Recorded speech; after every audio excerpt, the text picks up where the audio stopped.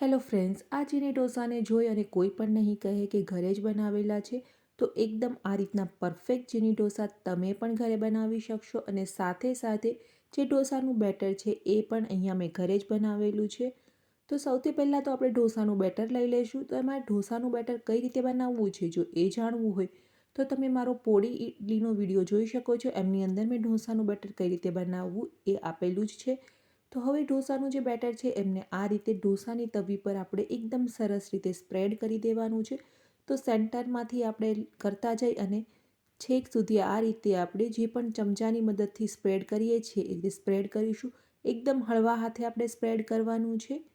જ્યારે આપણે better spread કરીએ ત્યારે ગેસની ફ્લેમ થોડી લો કરી દઈશું અને ત્યારબાદ હાઈ ફ્લેમ કરી દેવાની છે. તો અહીંયા આપણો ઢોસો છે એક સાઈડથી થોડો ડ્રાય થઈ ગયો છે. હવે એમના પર 1 ચમચી જેટલું આપણે બટર લઈ લઈશું.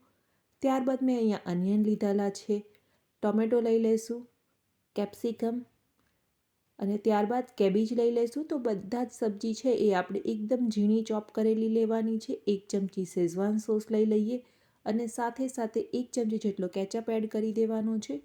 મીઠું એડ કરી દઈશું સ્વાદ અનુસાર અને ગરમ મસાલો. હવે બધી જ વસ્તુને અહીંયા આપણે મિક્સ કરી લેવાની છે. એક વખત બધા સોસ છે અને મસાલા છે વેજીટેબલ્સની જોડે મિક્સ થઈ જાય ત્યારબાદ વેજીટેબલને આપણે કૂક થવા દેવાના છે. તો આ રીતે આપણે ઢાંકણ ઢાંકી દઈશું અને લગભગ 1 મિનિટ માટે વેજીટેબલ્સને કૂક થવા દઈએ. તો વેજીટેબલ્સ એકદમ આપણે ઝીણા ચોપ કરેલા છે એટલે કૂક થતાં વાર નહીં લાગે.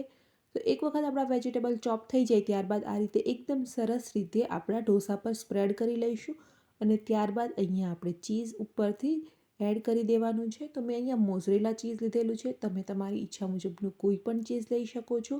ચીઝ થોડું મેલ્ટ થાય એટલે આપણે ઢોસાને ચોપિંગ બોર્ડ પર લઈ લઈશું.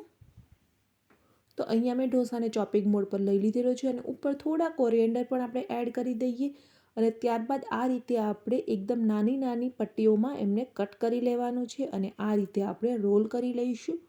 તો નોર્મલી આપણે જે ખાંડવી બનાવીએ અને રોલ કરીએ છીએ ને બિલકુલ એમના જેમ જ રોલ કરવાનું છે.